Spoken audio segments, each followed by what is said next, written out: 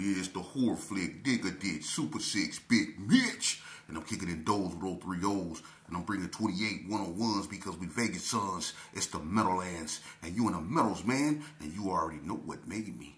530. You can tell by the whiskers. He a desert baby. I'm cloaked. That's okay, though. Because Big Mitch, I got you covered all the way around. Hubba-dub. Scrub. Now, welcome to Vegas Chronicles with the whole Super 6 Big Mitch. And today, like any other day, y'all know what we do. We kick actual factuals with no additives, no preservatives. Just raw and uncut, man. Like summer sausages and crackers. Shout out to everybody that's been rocking with your boy, man. Shout out to everybody that's been tapping in. I want to send a special shout out to my boy, man. Look, I can't say enough of good things about this cat, man. I know a lot. See, a lot of people know me, you know, from when I was in that stupidity. And, you know, I used to have a lot of enemies. A lot. Nobody liked me. I ain't even like myself, you know. So, it's one guy in particular, man, I can't say enough good things about. He's a youngster to me. But he's a well-known figure.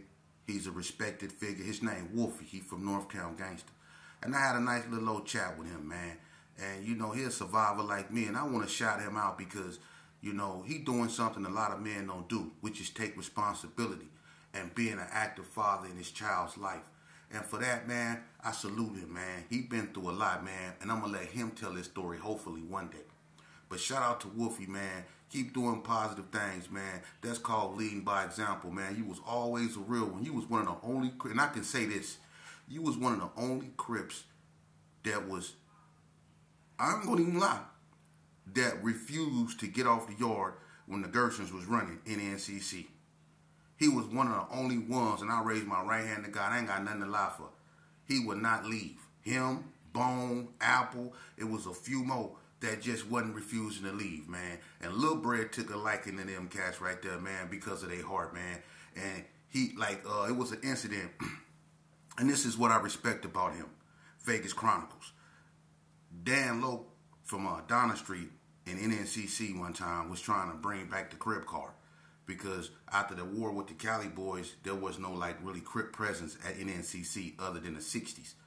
But Dan Loke, Weed Dog, and a few more of those cats from Donna was trying to put a Crip car together, you know, and they tried to approach Wolfie then with that. And, you know, at this time, there was no Northtown coalition. You know, it was everybody for themselves. The North wasn't hooked up like that yet, you know. So when it came to that, you know, the NTGs basically was standing on weak NTGs, straight up, you know, and so they wasn't trying to form no alliances.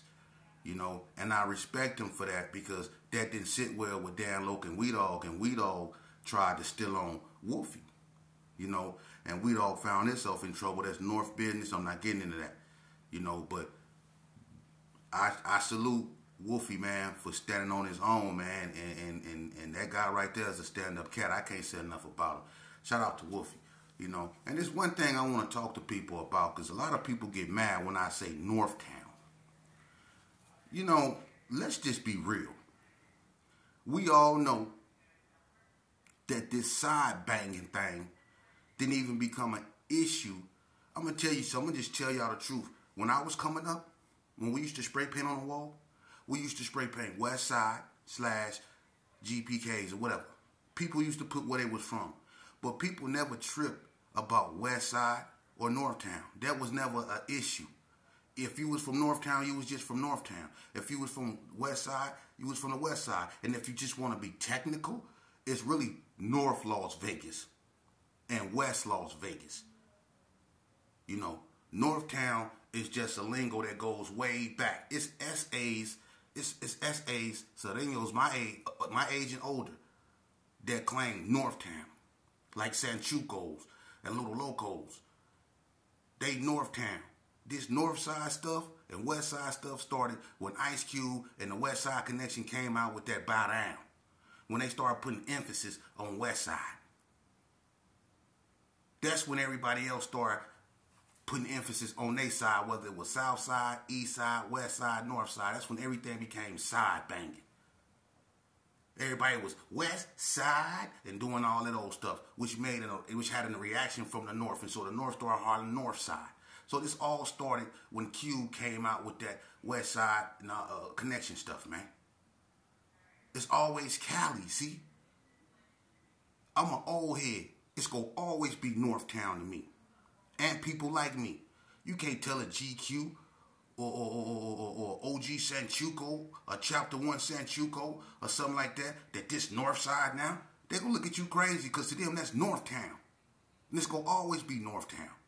When you got generals like Carl Lee and people like, Carl Wesley and people like that down there, would you think they call that North Side? No, you're not going to change their grammar because y'all younger and y'all want to accept something that came from somewhere else because they doing it over there, so y'all want to do it over here.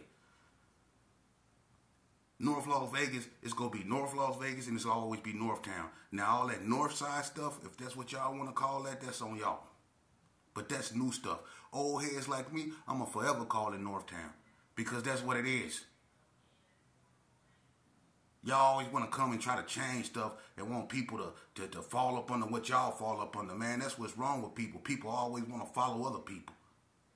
Be your own, man. If it's Northtown, it's Northtown, and who care about names? You don't own it. If they change it, what you gonna do? Nothing. Y'all kill me with that, man. Y'all focused on all the wrong things, man. You know, you want to be so, I'm from North Side, I'm from West Side, I'm from South Side, I'm from, you know what I'm saying? Be for real, man. It don't matter where you from. It's about where you at and where you going. For real. Just because I'm from the West Side, that don't mean that I want to live my whole life on the West Side. I want to branch out. I want to go on the East Side. I want to go on the North. I want to go on the South. You know, it ain't all about the West. I come from the West, so what? These labels, man, and what y'all get caught up in, man, the self-esteem levels in our community is just like, come on, man. It's going to be Northtown. Y'all always say North or nothing, right? It's Northtown or nothing. And I'm not disrespecting nobody, man. I got love for Northtown. That's what it's originally called, man. There's a lot of dudes, man. Put it this way. The NTGs, they go change their name. They call Northtown gangsters. So they go be Northside gangsters now?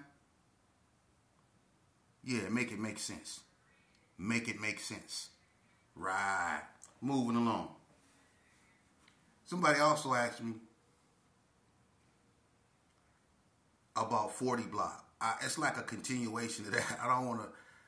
They said, when exactly did the 40 Blocks in the 60s stop being cool?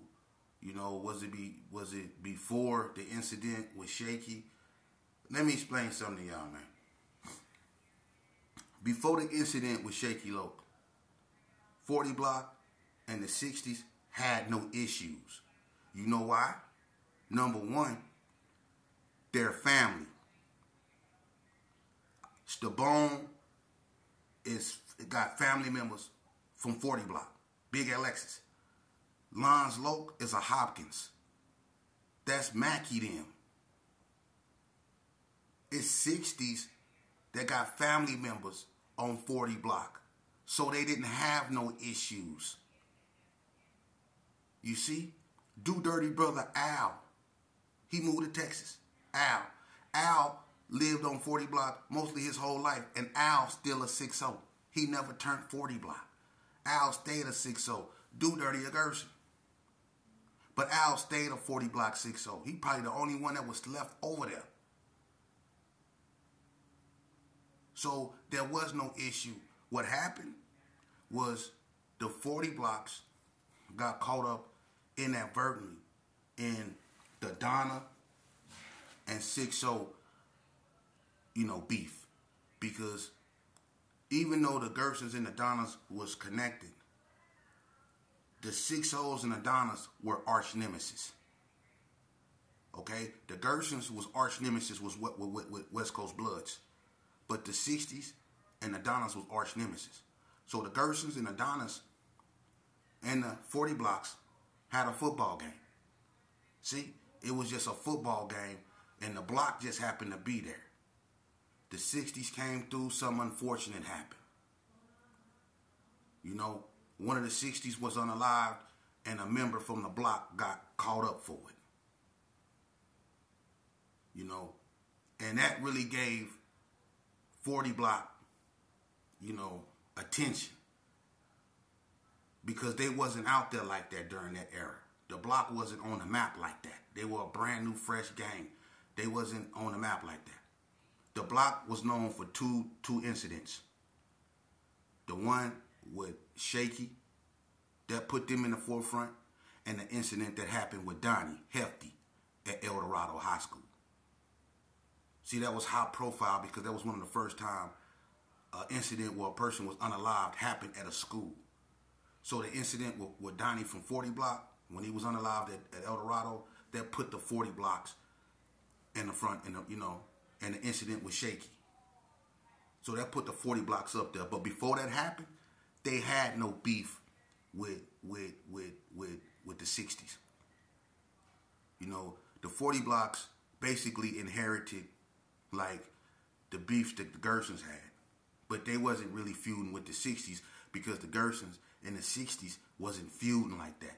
Even when the 60s and Adonis was. So if people tell you that the Gersons in the 60s was in an all-out war, they lying.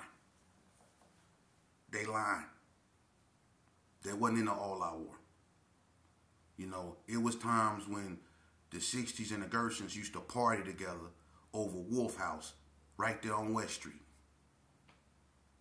That's a known fact. They used to be around each other when Anthony Webb stayed on West Street in the back. The 60s used to be over there. Big Jed stayed in Carry Arms. He used to be in Carry Arms every day. He wasn't tripping. Wasn't nobody tripping with nobody over there, man. And if people tell you they was, they lying. It was the Donnas in the 60s tripping. The 40 Blocks wasn't tripping. They really didn't even have no enemies. They used to walk up there to Brownies. The 40 Blocks used to walk up there to the Brownies and get into it with the Brownie boys about who had Brown first. They used to just get into it with arguments with the Brownie boys. They used to be up there screaming and hollering at each other about who wore Brown first. The Blocks didn't really have no enemies until the incident with the 60s. And then the incident with Donnie. You know, that pushed them in the forefront. Now the block was warring with the 60s and the hood. But who have you ever known the block to really trip with like that? Think about it. You see? So when it came to that, no, the 40 Blocks in the 60s was not enemies before the situation happened with Shaky. They wasn't kicking it no more like that, you know, but they wasn't enemies. Put it that way. They weren't enemies. Not at all. And another question someone asked me, which drug I think did my era end the most? I answered that question. I don't want to go over that, but it's interesting that people keep asking me that, man. It's funny to me. I'm going to say that water. But, see, I left when that water really when that water really had a hold on everybody. Because it had life itself slowed down completely. Because that water was just everywhere. And then that powder was out. It was doing its thing. But I'm going to tell you, when I got out, after doing all that time, I'm gonna tell you what was the final nail in the coffin. It was that meth, that go fast. When I got out, look, in 2013, I got out, and the destruction that meth caused, people that I knew that, you know, were just in the joint was on swole, you know, and they was about that, man. I got out, they was about this big, ain't had no grill, gone. You know, and I just, that meth. But I'm going to tell you something about that meth. See, when I got out, I moved down there on 15th and Fremont. I moved into South Cove. I did a video on that. Please go look at that. And that's the belly of the beast. I mean, that stuff that go fast took over downtown. And when I moved down there to South Cove, right, I met these two. Well, I knew one of them, but I didn't know the other one. And it was Lil Jimmy, or Lil Killer and Kane from ABM, right? They brothers. They big brother, Big Killer, he was in a joint. But I met Killer and Kane, Jimmy and Kane, right? Jimmy was kind of tall, heavy set. I think he kind of slow. You know, I don't think the elevator go all the way up to the top floor with Jimmy. I'm going to just leave it at that. Kane, he's so gone, he done drunk a bald spot in the top of his head, and he still think he can rap and all that old stuff, and he just in his own world. But they be messing with that go fast, right? So look, I'm freshly out. I'm on papers. I'm on swole, right? You can't tell me nothing. I'm down there, downtown, so you know I look like Goliath down there. I just got the hoops cow. I'm on hub, right? So I go down there, and I got on these big old glasses I got out of prison, right? I mean, these glasses was on thick status. I'm talking about thickums. Look, so I'm down there. I ain't got cool with Killer and Lil Killer and Kane through Doodle Blood from West Coast Bloods. He was down there. So Doodle Blood, he introduced me to Killer and Kane, right? So look, I knew they was messing around with the Go Fast. That was their thing. I ain't tripping. But one day, you know, it used to be this gold van that used to be parked down there. I don't know who van it was. It was a big parking lot to South Cove. If anybody ever been down there to the South Cove, it's a big old complex. Swimming pool, everything. I lived on the 3rd floor. They lived on the 3rd floor too. So one night, I'm sitting on the couch, and I used to keep my, like, dope crack, you know, and I'm sitting on the couch, I'm just chilling, you know, and next thing you know, I hear somebody, like, running toward my way real fast. I can hear these feet coming. It's just like, I can hear boom, boom, boom, boom, boom, boom, boom. Somebody running, right? I'm like, dang, who was that? So when I get up, I'm going toward the door. As soon as I go toward the door, it's Jimmy. He come busting through my door, right? So I'm like, what's happening? And he shut my door real fast. And I'm like, I bag up, because I'm like, I don't know if somebody chasing him. I don't know what's going on, right? So I'm like, man, what's happening?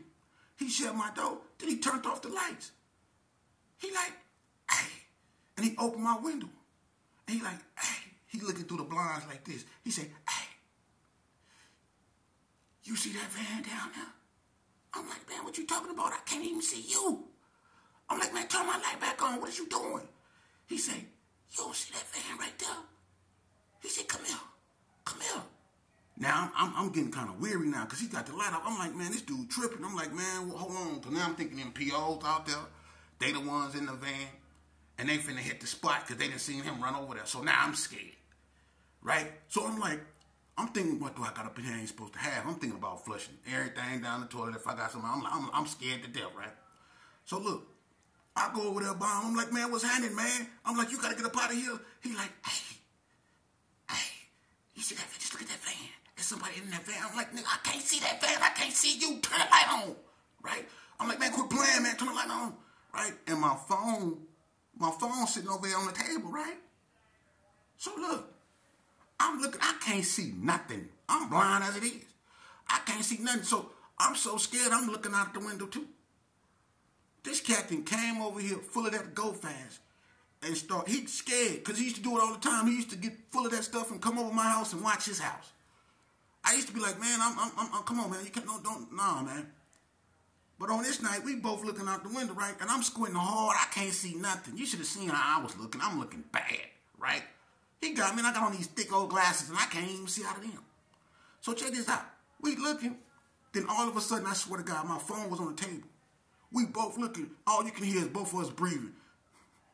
Because I'm thinking of POs in the car. I don't know what he thinking. He on that stuff. Then all of a sudden, you know, I had that T-Mobile phone. You know how the phone go, ding-ding-ding-ding, ding-ding-ding-ding. And look, I'm looking out the window, and my phone said, ding-ding-ding-ding. It scared both of us. Look, he dived this way, knocked my kitchen table over, chairs and everything. I took my glasses off. It was a natural reaction. Look, it scared me so much. I took my glasses off and threw them against the wall, right? It was a natural reaction. I just took them off and threw them. And I dived this way and landed all on the table, ugly, sideways and everything, right? So we two big old dudes. We just didn't. He dived this way. I dived that way. My glasses hit the wall, and they didn't even break. That's the cold part. That's how thick they was. My glasses didn't even break. I threw them against the wall, and look, and you know them walls over there, they cheap. Look, I threw them against the wall. They put a little hole in the wall and everything for my glasses, and they still didn't break.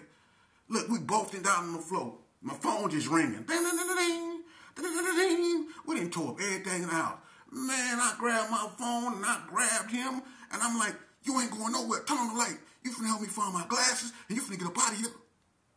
You finna get up out of here. Look, I swear to that go fast. That go fast. That go fast. Look. And that ain't even all. Look. Hey man, look, Jimmy, if you watching this, homie, I hope you got yourself together. Because remember, he used to call my house. My phone. Hello? Hey. Come over here. What you mean, come over there? I think it's somebody outside my house, man. Look, dude, I'm not. I couldn't do it, man. I couldn't do it. But it was that go fast. It was that go fast. That go fast, that was the final nail. It destroyed a lot. Now, I could sit here and be funny, but it's no laughing matter, man. That go fast. Drugs, period.